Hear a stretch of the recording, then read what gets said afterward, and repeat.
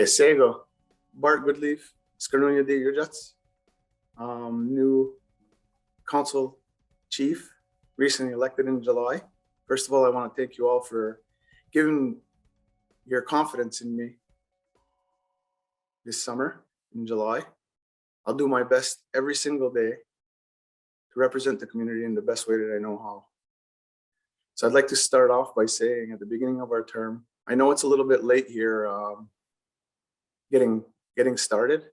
I'm the last one to do this Chiefs Uncut. So starting off my new term, I started off like everyone else with orientation, and it was quite a learning process. I went through governance training like everyone else, portfolio allocation, and then we had intergenerational trauma, and that set the pace for what was to come.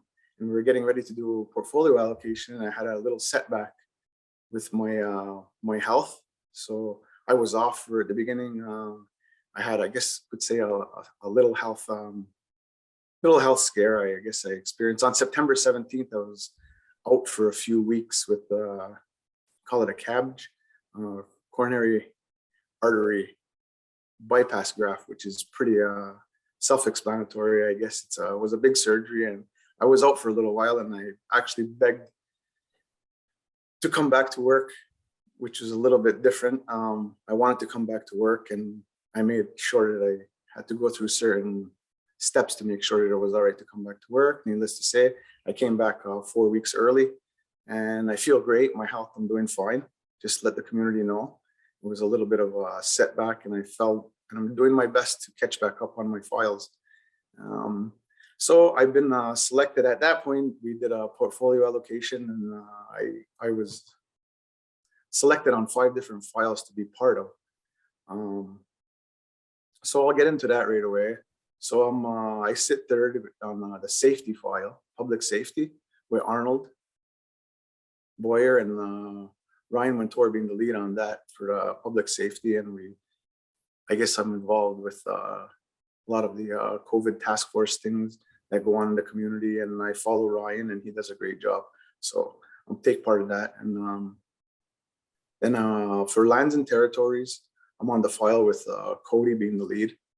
So he does a lot of the ACM stuff, the JFK stuff, and other things like that. And so it's fun to be able to have him as the lead, and he has a little bit more experience than I do, but I'm learning plenty, following around. Rights and next, Indigenous rights and research with Ross Montour being the lead on that file.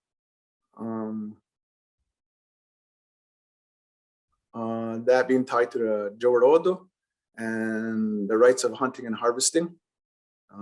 Takes plenty of time up for discussions at the Iroquois caucus. So anything to do with, I like to say that I'm part of the Tsothohrhkó file, and if there's any community members that like to know anything, I'm in the learning stage of that too. And anything that for hunting and fishing, I'm a hunter and a fisherman, and for the last 5 to 8 years, I've been hunting and fishing. Not as intense as some community members, but I like to say that I try to represent the community to my best ability. And whatever you need, whenever any questions, you come see myself or Dennis Daibo or Cody. And I guess one of the other files that I'll move on to is the economic development file. Mike Dill has the lead on that file, and there's no shortage on my part on that file. It's one of my favorite things, along with the new executive director, One Carly Marquis, the community housing affairs with all the challenges brought by our wonderful pandemic, COVID-19. There was Economic Development Summit and new plans, along with attending a Grand Economic Summit. They have given me a clear vision of where we're heading, I guess, in the future. That was a while back, and again, the best interest of our very diverse business community at heart, and always in the forefront of where I stand on all files and all discussions that happen at the table during the week. It's very interesting and very diverse, and it's quite a challenge to learn about everything that goes on in our community every single day. tons of hard work that need to be applied. And last but not least, I want to say that, last but not least, I want to say that I'm a lead on the health portfolio. On our health portfolio, when I say, I guess it's our health portfolio because it belongs to the community. The health portfolio belongs full-heartedly to our community. And I just want to say that the staff at Academy Memorial and at KSCS, they've been through the mill, needless to say, during this pandemic. And they have been put through the mill, and they will continue to care for everyone's health in the community, regardless of your race, your religion, your age, your opinion, no matter who you are. The health people that take care of us on a day-to-day basis, they're going to continue to give us the #1 care in our province. This #1 care in our province has been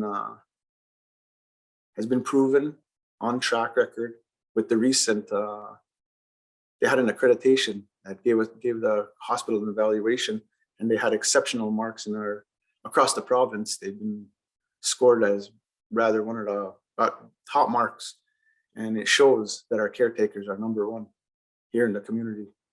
And it's what the community deserves in the end. And that's my file for the health portfolio. And for this, I want to take this opportunity to say that, to express in all transparency, I've been around the community for plenty of years, 52 years old. So I've been around and hear a lot of, I just want to express for all transparency that at the table presently, we meet and we work daily with good hearts and good minds all the time, every single day. Our new Grand Chief brings that to our table every single day. Just peace, love, and compassion for our whole community. And that's, I guess, it for my update. And thank you very much for giving me the opportunity to explain my portfolio. And, then, Senator Diosta.